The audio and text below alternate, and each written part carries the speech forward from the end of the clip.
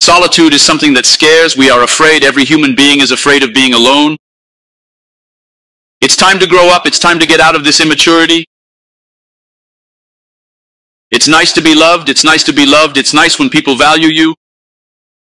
But it doesn't make you someone dependent on it. And solitude doesn't come from the absence of people. Solitude comes from an emptiness.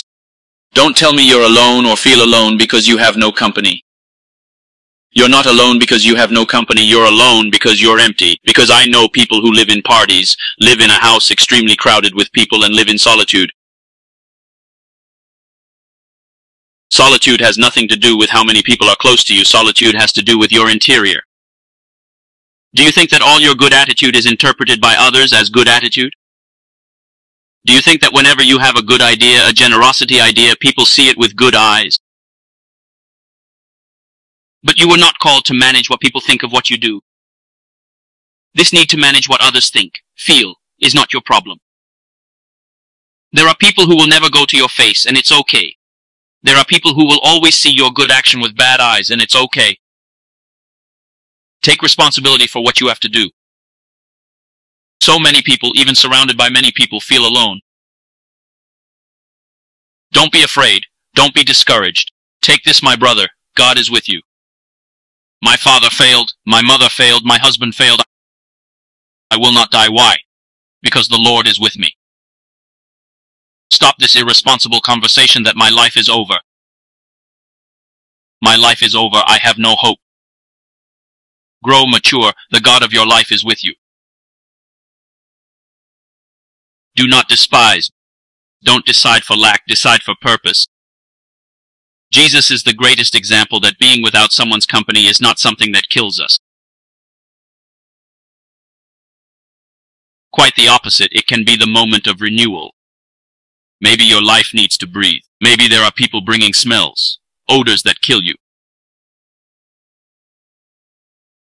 I know that silence is translated as absence of language, but also silence shows the act of listening. I know who I have believed in. I know who I am. I know who supplies me. I know who sustains me. I know who made me. I know who guarantees me.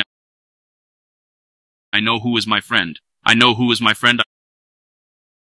I know who is my friend. I know who is my friend. Many want to live on the other side of the margin, but they are not willing to write the way to get to the other side of the margin. There is already a future designed for you. Now it is impossible for us to see the future with the mentality of the present. It is impossible for us to see the future with our mind cauterized in the now, in the today, because our mind will always be trapped in the storm. We will only see the storm. But when we have a vision of the future, we go through the storm, seeing the future, seeing what God has for us. I don't know what storm you are living. I don't know what are the sea of revolt you are going through. But I know that if you get close to God and you lie with Him, you rest with Him, with all certainty, you will get to that place that He has already designated for you, that place that He has already designed for you, that place that is already a reality for your life.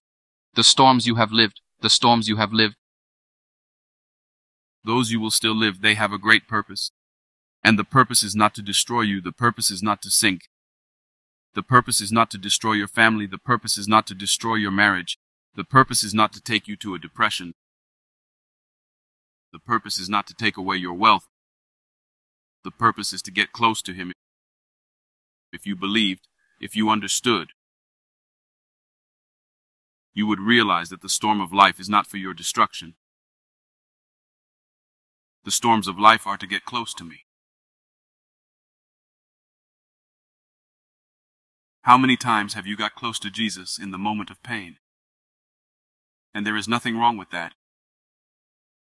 Because in many moments the pain was exactly a trigger that Jesus used to bring you closer to Him.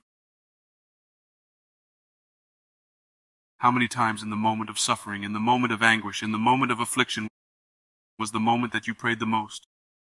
Is it true or not?